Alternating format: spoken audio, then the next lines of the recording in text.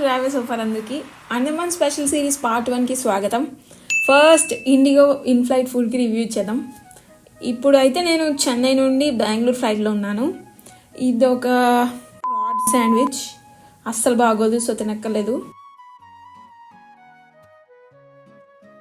Next ఇది సమోసా, బాగానే ఉంది, టేస్ట్ చేయొచ్చు. ఈలోపే బెంగళూరులో ల్యాండ్ అయిపోయాము. పైలట్ ఎవరో కానీ చాలా స్మూత్ ల్యాండింగ్ చేశారు.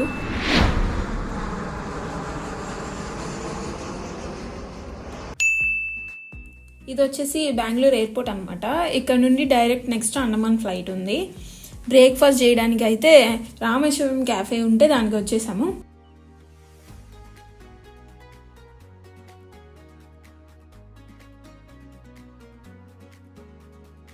బెంగళూరు ఫేమస్ తట్టె ఇడ్లీ టేస్ట్ చేశాను, బాగుంది.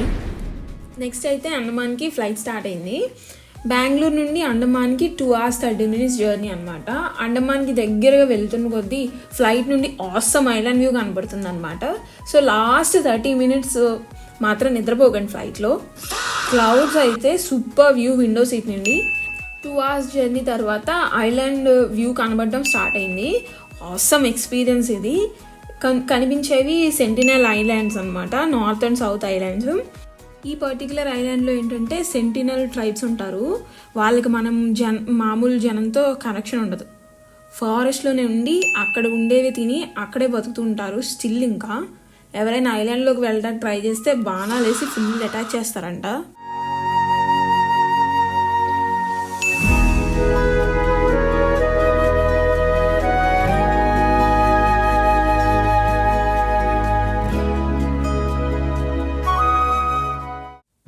అయితే ఇప్పుడు పోర్ట్ బ్లేర్ రీచ్ అయిపోయాము. ఇదేంటంటే ఒక డిఫెన్స్ ఎయిర్పోర్ట్ అనమాట. అంటే ఫోటోగ్రఫీ చేయకూడదు ఇక్కడ, అంటే బయట ఫ్లైట్ దగ్గర అక్కడ ఫొటోస్ తీసుకోకూడదు అనమాట. మనము అండమాన్లో ఆన్లైన్ క్యాబ్ సర్వీసెస్ అంటే ర్యాపిడో, ఓలా, ఊబర్ లాంటి యాప్స్ పనిచేయవు. మనమే నార్మల్గా ఆటోస్ లేకపోతే క్యాబ్స్ మాట్లాడుకుని వెళ్ళాలి. సో ఇప్పుడు ఎయిర్పోర్ట్లోనే గవర్నమెంట్ ట్యాక్సీ ఇవి ఉంటాయి.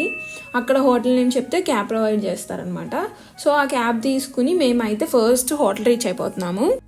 హోటల్ వచ్చేసి పోర్ట్ బ్లేర్ మెయిన్ సెంటర్కి దగ్గరలో తీసుకున్నాము. ఇది పోర్ట్ బ్లేర్లో చాలా టూరిస్ట్ ప్లేసెస్కి కొద్దిగా వాకబుల్ డిస్టెన్స్లోనే ఉంటుందన్నమాట.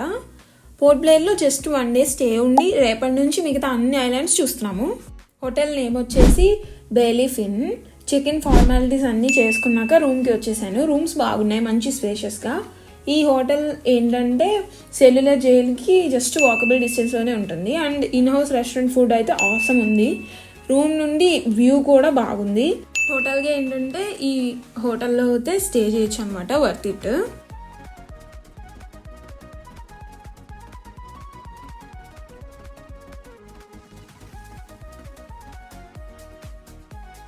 ఇప్పుడైతే లగేజ్ పెట్టేసి ఫస్ట్ అయితే అండమాన్లో సెల్యులర్ జైలు చూడటానికి వెళ్తున్నాము. ఈవినింగ్ లేజర్ షో కూడా వేస్తారు, అది కూడా చూడొచ్చు. ఆన్లైన్ టికెట్స్ బుక్ చేసుకొని. ఇంగ్లీష్ ఇంకా హిందీలో ఉంటాయి షోస్. మస్ట్ సీ అంటారు, but you can skip it if you are very sensitive. But visit చేస్తే మన ఫ్రీడమ్ ఫైటర్స్ ఎట్లా స్ట్రగుల్ అయ్యారు ఏంటి అనేది తెలుసుకోవచ్చు.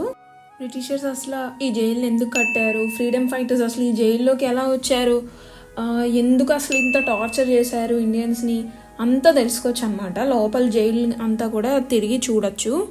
అసలు వీర్ సవార్కర్ అంటే ఎవరు, ఎయిర్పోర్ట్ ఎందుకు ఆయన పేరు మీద ఉంది, పార్క్ ఎందుకు ఆయన పేరు మీద ఉంది, అంతా తెలుసుకోవచ్చు అనమాట. ఆ లేజర్ షో ఏదైతే ఉందో అది చూస్తే.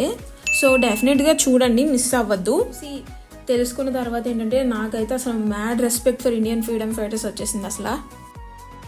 హోటల్కి అది రిటర్న్ అయ్యాక మంచిగా డిన్నర్ చేసి ఒక బ్రౌనీ డిజర్ట్తో అయితే ఎండ్ చేశాను.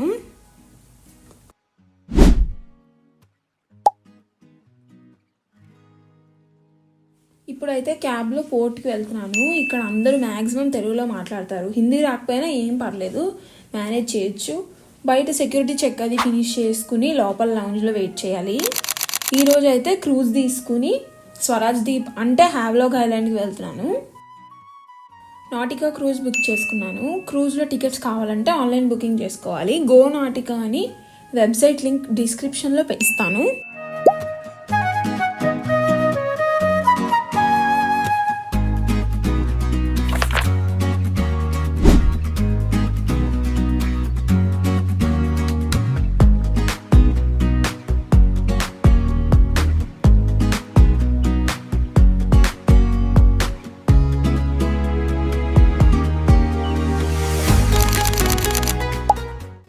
రీచ్ అయిపోయాము స్వరాజ్ దీప్కి. ఈ ఐలాండ్లో 2 days స్టే అనమాట. ఇవాళ అయితే ఫస్ట్ రిసార్ట్ రీచ్ అయిపోయి ఎలిఫెంటా బీచ్కి వెళ్ళి వాటర్ యాక్టివిటీస్ చేసే ప్లాన్ ఉంది. సో ఇప్పుడు ఏంటంటే ఫస్ట్ క్యాబ్ తీసుకుని రిసార్ట్కి అయితే వెళ్తున్నాను. రోడ్స్ అవి అయితే సూపర్ ఉంటాయి. ఐలాండ్ మొత్తం ఫుల్ కోకోనట్ ట్రీస్తో ఆసమ్. అసలు రిసార్ట్ అయితే దగ్గరికి వచ్చేసింది. నేమ్ వచ్చేసి డాల్ఫిన్ బీచ్ రిసార్ట్. ఇది ఒక బ్యూటిఫుల్ ప్రాపర్టీ. అసలు బెస్ట్ బీచ్ వ్యూ రూమ్స్ ఉంటాయి. ఇంకా ప్రైవేట్ బీచ్ యాక్సెస్ కూడా ఉంటుంది. ఇంకా ఒక ఇన్ హౌస్ రెస్టారెంట్ కూడా ఉంది. రిసార్ట్ బయటనే బైక్ రెంటల్ కూడా ఉంది. చెక్ ఇన్ ఫార్మాలిటీస్ అన్నీ అయిపోయాక రూమ్కి అయితే వాళ్ళే లగేజ్ అవి తీసుకొస్తారు.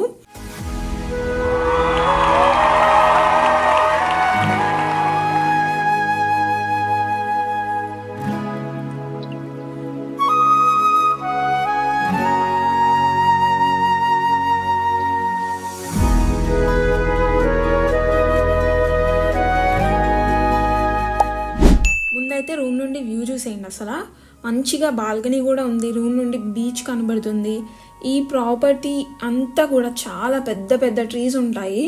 చూడటానికి చాలా బ్యూటిఫుల్ రిసార్ట్ ఇది.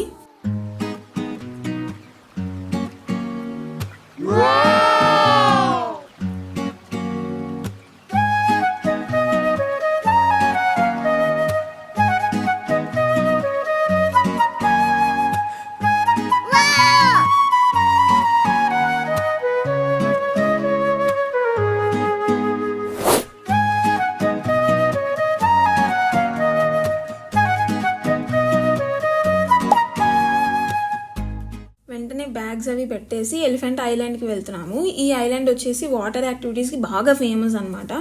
సో ఈ ఐలాండ్కి అయితే షిప్ మాట్లాడుకుని వెళ్ళాలి. వాళ్ళే తీసుకెళ్ళి వాళ్ళే తీసుకొస్తారనమాట. అన్ని డేస్ ఓపెన్లో ఉండదు ఈ ఐలాండ్. సో వెదర్ బాగుంటే ఓపెన్లో ఉన్నప్పుడు వెళ్ళచ్చు అనమాట.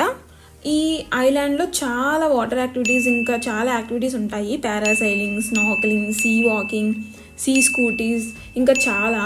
నేనైతే స్నార్కెలింగ్ ఇంకా సీ స్కూటీ యాక్టివిటీస్ చేశాను. ఈ బోట్ ఏంటంటే పర్ పర్సన్ 700 to 1000 మధ్యలో పడుతుంది అనమాట. షేరింగ్ ఉంటుంది. లేదంటే ఫుల్ బోట్ మొత్తం కూడా తీసుకోవచ్చు. దానికి కూడా ఒక ప్రైస్ ఉంటుంది. 3 hours టైం ఇస్తారు ఐలాండ్లో. బోట్ డ్రైవర్ మన పక్కనే ఉంటాడు ఐలాండ్ మొత్తం. మీరు ఏం యాక్టివిటీస్ చేయాలనుకున్నా అతనే దగ్గరుండి మాట్లాడి చేయిస్తాడు. ఐలాండ్లో లాకర్స్ ఉంటాయి అనమాట. చిన్న చిన్న బ్యాగ్స్ ఇంకా ఫోన్స్ అవి పెట్టుకోవచ్చు యాక్టివిటీస్ చేసేటప్పుడు అనమాట.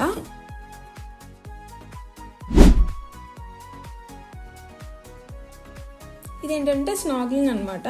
స్నార్కెలింగ్ అంటే ఏంటంటే వాటర్ పైన ఫ్లోట్ అవుతూ వాటర్ లోపల ఫిషెస్ని ఇంకా కోరల్స్ని చూడొచ్చు అనమాట. చాలా సేఫ్ ఇది. డైవింగ్ చేయడం రాని వాళ్ళు ఈ యాక్టివిటీస్ ట్రై చేయొచ్చు. ఇది ఇందాక బోట్ తీసుకోవాలని చెప్పాయి కదా, ఆ బోట్ వాళ్ళు కాంప్లిమెంటరీగా ఇస్తారు స్నార్కెలింగ్. సో తప్పకుండా ట్రై చేయండి. కాంప్లిమెంటరీ కాకుండా ఎక్స్ట్రా 600 per person ఇస్తే ఏంటంటే డైవింగ్ చేయకుండానే నీము ఫిషెస్ అవి చూడొచ్చు అనమాట పైన స్నార్కెలింగ్ చేస్తూ. ఇది కూడా ఇంట్రెస్ట్ ఉంటే మస్ట్ ట్రై. అసలు డీప్ సీ డైవింగ్ ఇంట్రెస్ట్ ఉంటే డైవింగ్ కూడా చేయొచ్చు. లేకపోతే కొత్తగా సీ స్కూటీస్ అని ఒక యాక్టివిటీ స్టార్ట్ చేశారనమాట. అరౌండ్ 4.5K per person పడుతుంది ఈ ఒక్క యాక్టివిటీ. బట్ ఇదేంటంటే ఒక స్కూటీ లాగా ఉంటుంది. దానికి ఒక హెల్మెట్ ఉంటుంది అనమాట. ఆ స్కూటీ మీద కూర్చోబెట్టి హెల్మెట్ లాగా ఉన్నది తలకి పెడతారు. జస్ట్ మీరు ఏం స్విమ్ చేయక్కర్లేదు కూడా. బ్రీత్ ఇన్ బ్రీత్ అవుట్ చేస్తూ ఇయర్స్లో ప్రెషర్ స్టార్ట్ అయినప్పుడు ఈక్వలైజ్ చేస్తే సరిపోతుంది. ఫస్ట్ టైమర్స్కి డైవింగ్ అంటే బాగా భయం ఉన్న వాళ్ళకి ఇంకా ఐసైట్ ఉన్న వాళ్ళకి ఇది ఒక బెస్ట్ ఛాన్స్ అనమాట ఫిషెస్ని క్లియర్గా చూడటానికి. ఎందుకంటే స్పెక్స్ తీయక్కర్లేదు కదా. సో చాలా క్లియర్గా నీము ఫిషెస్ ఇంకా చాలా ఫిషెస్ని చాలా దగ్గరగా చూడొచ్చు. ఫొటోస్ ఇంకా వీడియోస్ ఏంటంటే మనతో వచ్చిన డైవర్సే తీస్తారు. నేనైతే స్పెక్స్ పెట్టుకుని క్లియర్గా ఫిషెస్ చూసినందుకు చాలా హ్యాపీ ఫీల్ అయ్యాను. ఏంటి ఇన్ని పోజులు ఇస్తుంది అనుకోకండి. ఫోటో తీసేటప్పుడు మనకి వాళ్ళే పోజెస్ కూడా చెప్తారనమాట. ఎక్కువ భయం కూడా పడక్కర్లేదు. ఎందుకంటే ఇది నార్మల్ డైవింగ్లా సిలిండర్ నుండి ఎయిర్ పీల్చక్కర్లేదు. సో హ్యాపీగా ఈ యాక్టివిటీ అందరూ ట్రై చేయొచ్చు. కోరల్స్ అవి కూడా చాలా క్లియర్గా కనబడతాయి అనమాట. ఐలాండ్లో ఎంత ఎక్కువ సన్లైట్ ఉంటే అంత బ్యూటిఫుల్గా కనబడుతుంది అనమాట అండర్ వాటర్. మేము ఇంకా అన్ని యాక్టివిటీస్ అన్నీ ఫినిష్ చేసుకుని మళ్ళీ బ్యాక్ టు మా బోట్కి వెళ్ళిపోయి ఆ ఐలాండ్ నుంచి హోటల్ రూమ్కి వెళ్ళిపోతున్నాము. అంతే అండి. I will be back with part 2. See you everyone in the next vlog. Bye.